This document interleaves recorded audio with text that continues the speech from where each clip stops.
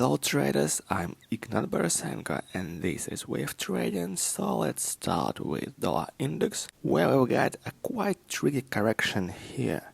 So this upward channel has been broken, but this price movement is still could be wave 4. And also we've got a diagonal triangle here in wave C. So I'm out of the market, but if we see here a bullish impulse, which could be the first wave, somewhere in here, if so, I'm going to buy to trade a possible bullish movement, which could be wave 5. Wave count on euro dollar is very difficult, so I'm out here. And as you can see, we have wave 2, which is taking place on the 4 hours chart. And this wave could be a double zigzag like WX, like a triangle, and then another zigzag in wave Y. So if this impulse in wave C ends soon and we've got a bearish impulse somewhere in here, if it happens, I'm going to sell to trade possible wave 3.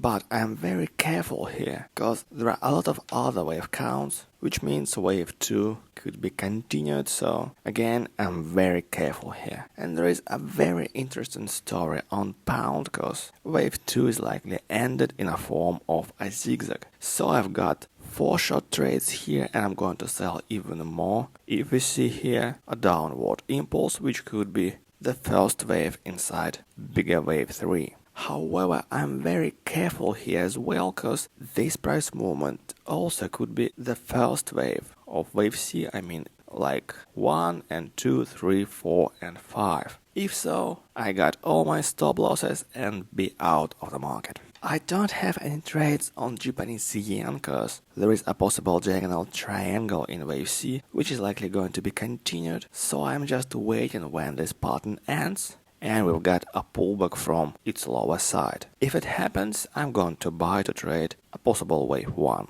I'm still out of the market on euro pound, but it seems like we're going to have a bullish impulse here in wave 3 or C. So I'm going to buy on the coming correction, and I didn't do it here because I had trades on British pound versus dollar. So if I bought here, it would be a huge risk for both trades. And also I have one short trade on pound versus franc, and I'm going to sell more on the coming correction, because this wave 3 is likely going to be continued. And there is a very interesting moment on Australian dollar, because bulls reached this moving average line, which means wave 4 is about to end in a form of a triangle. However, I'm out of the market, because this wave C is likely going to be continued and we could have small wave 4 and wave 5 afterwards somewhere in here. So I'm just waiting for a pullback from this moving average line. So if we see in the coming hours somewhere in here a bearish impulse, I'm going to sell. Wave beyond gold turned out to be a very small, and it's very likely that this impulse in wave C is going to be continued. So I've got one long trade with a stop loss here,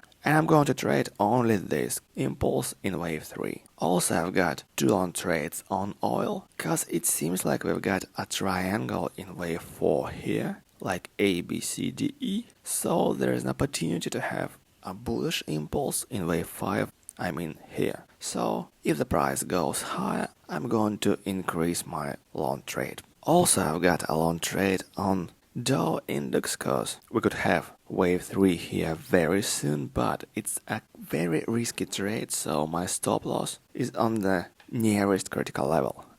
It's a low of this wave 2. And yesterday I closed one of my 2 trades on Apple shares right after this gap, but I'm still keeping one long trade, because this bullish impulse in wave 1 is likely going to be continued. Also I'm keeping my long trades on Facebook, because wave 3 is likely going to be continued, and if bulls move on, I am just going to increase my long on the common local correction. And there is a very interesting moment on Goldman, because it seems like wave 4 is about to end. So if we see here a bullish impulse, which could be the first wave, if it happens, I'm going to buy. So that's all for today's video. Have a good day and profitable trades. Take care and bye bye.